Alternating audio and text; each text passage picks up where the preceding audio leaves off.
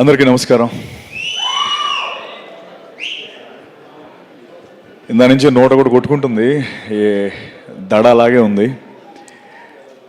అయితే చాలా అన్నయ్య వెళ్ళే చాలా ఈవెంట్స్ నేను చూస్తూ ఉంటాను. అక్కడ డైరెక్టర్స్ కానీ, యాక్టర్స్ కానీ, ప్రొడ్యూసర్స్ కానీ. అయితే ఒకటి ముఖ్యంగా సుమగారికి నేను థ్యాంక్స్ చెప్పాలి. సుమగారు థ్యాంక్ యూ వెరీ మచ్. అన్నయ్య నా ఎదురుగా లేకుండా కొంచెం వెనకాల పెట్టి నన్ను సేవ్ చేశారు. నేను కొంచెం టెన్షన్ లేకుండా మాట్లాడచ్చు. అయితే చాలా చాలా ప్రీ రిలీజ్ ఈవెంట్స్లో డైరెక్టర్స్ కానీ, యాక్టర్స్ కానీ మాట్లాడేటప్పుడు ఏం మాట్లాడాలో తెలియట్లేదు అని అనేవారు.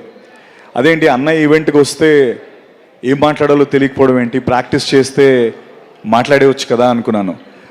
లాస్ట్ 4 రోజుల నుంచి నేను ప్రాక్టీస్ చేసింది ఐపీఎస్ ఐఏఎస్ అయ్యి ఉంటే నిజంగా ఈ పాటి కలెక్టర్ కమిషనర్ అయ్యేవాడిని. అయినా ఇప్పటికీ నాకు వచ్చిన ఫస్ట్ మాట ఏం మాట్లాడాలో తెలియట్లేదు. ఐ థింక్ అది అన్నయ్య ఆరా అలాంటిది. ఎంత ప్రిపేర్ అయినా ఆయన ఎదురుగా ఉన్నప్పుడు నోట్లోంచి మాట రాదు.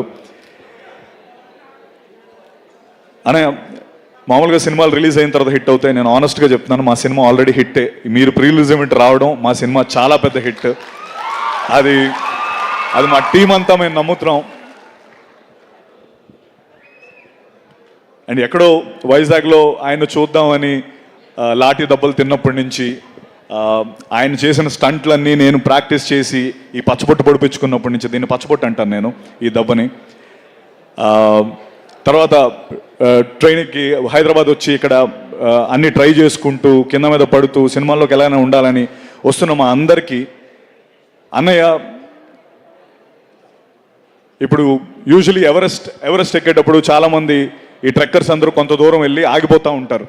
ఎందుకంటే వాళ్ళకి వెనక్కి వెళ్ళిపోదాం అనుకుంటారు. నిస్పృహ, నిరాశతో చాలా టెన్షన్ పడుతూ ఉన్నప్పుడు ఆ శిఖరం పైన ఒక జెండా కనిపించినప్పుడు వాళ్ళందరిలో మళ్ళీ శక్తి పుంజుకొని ముందరికి వెళ్తూ ఉంటారు.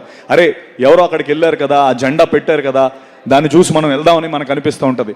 నాలాంటి కోట్లాది మందికి ఇక్కడికి యాక్టర్స్ కానీ, డైరెక్టర్స్ కానీ, ఫిల్మ్ మేకర్స్గా వచ్చిన అందరికీ ఆ శిఖరం పైన జెండా చిరంజీవి అన్నయ్య. ఆ జెండా చూసే నేను కూడా